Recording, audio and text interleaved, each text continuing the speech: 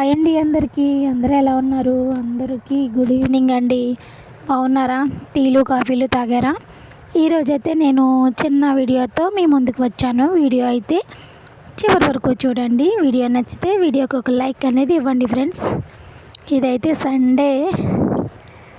Sunday vlog మాట ఈరోజుకి post చేస్తున్నాను. ఇంక నేను వచ్చేసి మీషోలో అయితే ఒకటి ఆర్డర్ చేశాను ఫ్రెండ్స్. ఇదైతే ఆనియన్స్ అవి కట్ చేసుకునేది మాట. సూపర్ చిన్నగా బాగా కట్ అవుతున్నాయి ఇందులో కట్టరు. ఇది వచ్చేసి ప్రైస్ 134 అలా ఉంది, కానీ బాగా యూజ్ అవుతుంది ఫ్రెండ్స్. పెరుగు చట్నీలో ఆనియన్స్ కానీ దేనికైనా కర్రీలో అయినా చాలా బాగా యూజ్ అవుతుంది.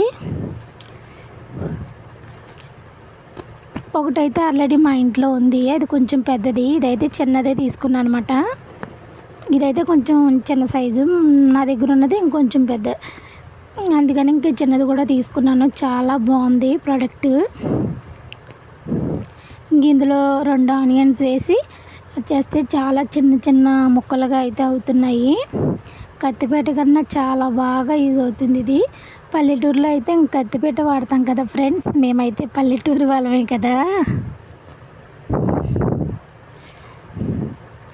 ఇప్పుడైతే చూడండి ఫ్రెండ్స్, ఇంకా కొత్తగా అప్పుడే వచ్చింది, సండే మార్నింగ్ వచ్చింది. వెంటనే నేను ఓపెన్ చేసి ఇంక ఈరోజు కర్రీలోకి అయితే ఇంక వాడేస్తున్నాను అనమాట. ఆనియన్స్ కట్ చేయడానికి ఆనియన్స్ అనే కాదు, టమాటా ఇంకేదైనా అలా వేసినా కట్ అయిపోతుంది. అల్లం పేస్ట్ కూడా బాగా అవుతుంది. ఇందులో చిన్న ముక్కలు కట్ చేసి వేసేస్తుంటే పేస్ట్ కింద అవుతుంది, బాగా యూజ్ అవుతుంది.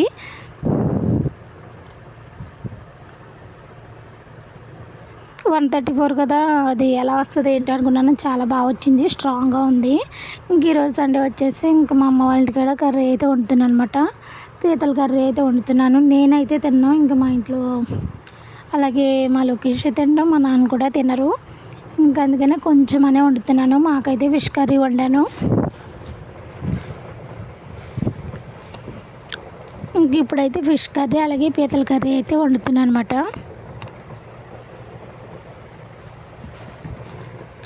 ఇంకా ఎలాగో చేపల కూర వండుతున్నాను కదా అనేసి ఇంకా తక్కువ క్వాంటిటీలో పీతల కర్రీ అయితే వండాను. తినను అంటే పూర్తిగా తిన్నాను కాదు, కానీ ఎప్పుడైనా తినాలనిపిస్తే తింటాను, అది మాట. ఇదిగోండి, ఇంకా ఆనియన్స్ మిర్చి అలాగే అల్లం పేస్ట్ వేసి ఫ్రై చేసిన తర్వాత అవి బాగా వేగిన తర్వాత ఇప్పుడైతే ఇంకా ఈ కడిగి పెట్టుకున్న పీతలు అయితే వేస్తాను. ఇవన్నీ గుడ్లు పీతలు ఫ్రెండ్స్. వేసిన తర్వాత ఇవి బాగా మగ్గిన తర్వాత ఇంకా కొంచెం కారం అలాగే గరం మసాలా కూడా వేసాను నేను. కలిపేసి కొంచెం వాటర్ అనేది వేసి కొంచెంసేపు ఉడకనిస్తే మనకైతే కర్రీ రెడీ అయిపోతుంది. కర్రీ అయితే చాలా బాగుంది అని చెప్పారు.